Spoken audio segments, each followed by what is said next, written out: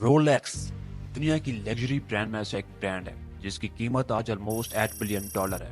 और इस कहानी की शुरुआत होती है एक यतीम बच्चे से।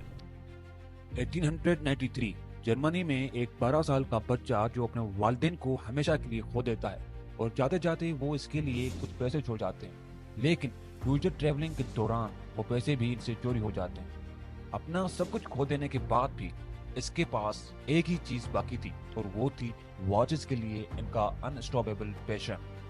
और इसी पैशन के बेस पे इसने बना डाली दुनिया की ग्रेटेस्ट वॉच कंपनी। जर्मनी में सिर्फ 12 साल हांस वॉल्ट्सहोफ बच्चा जो अपने पेरेंट्स की डेथ के बाद एक ऑर्फन बन चुके थे और इनके फ्यूचर में सिर्फ अंधेरा ही अंधेरा था। ऐसे में रिलेटिव्स हांस के पेरेंट्स का बिजनेस बेच देते हैं और इन्हें बोर्डिंग स्कूल में डाल देते हैं। स्कूल के दौरान हांस के स्विट्जरलैंड लड़के से दोस्ती हो जाती है और हांस को स्विट्जरलैंड वॉच मेकिंग इंडस्ट्री के बारे में बहुत कुछ बताते हैं। और ये सब सुनकर हांस के अंदर से आवाज आती है कि इनका फ्यूचर इस इंडस्ट्री में है। इसलिए 1900 में एट द एज ऑफ 19 वो जर्मनी छोड़कर स्विट्जरलैंड की तरफ निकल पड़ते हैं और यहाँ पर इन्हें क्यूनाकोटेन वॉच मेकिंग कंपनी में जॉब मिल जाती है। और यहाँ इनका काम था डेली कई 100 पॉकेट वॉचेस की एक्यूरेसी को चेक करना। और इसी काम को करते करते परफेक्ट वॉचेस बनाने का पैशन डेवलप हो गया।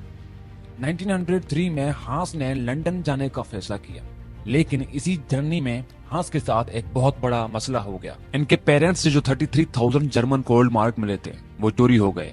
हांस के लिए ये एक बहुत बड़ा सेटबैक था और आगे बढ़ते रहने के अलावा और कोई ऑप्शन भी नहीं था।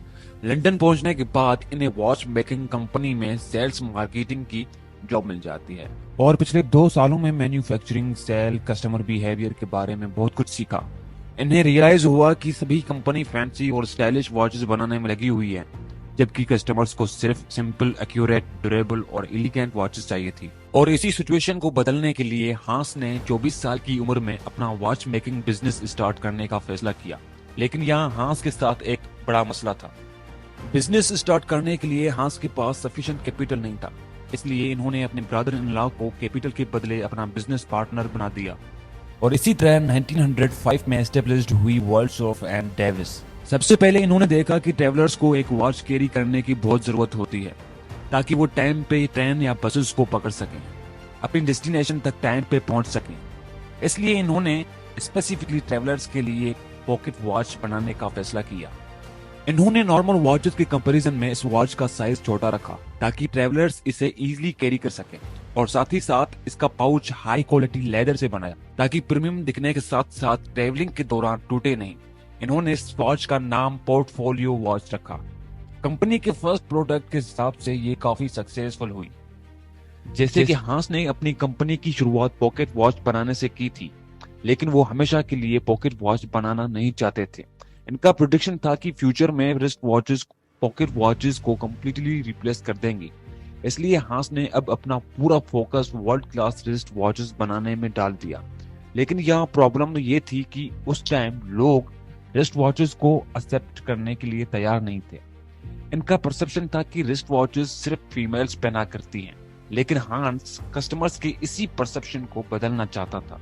1906 में हांस ने देखा कि ब्रिटेन में दोनों मेल्स और फीमेल्स ब्रेसलेट पहनना पसंद करते हैं।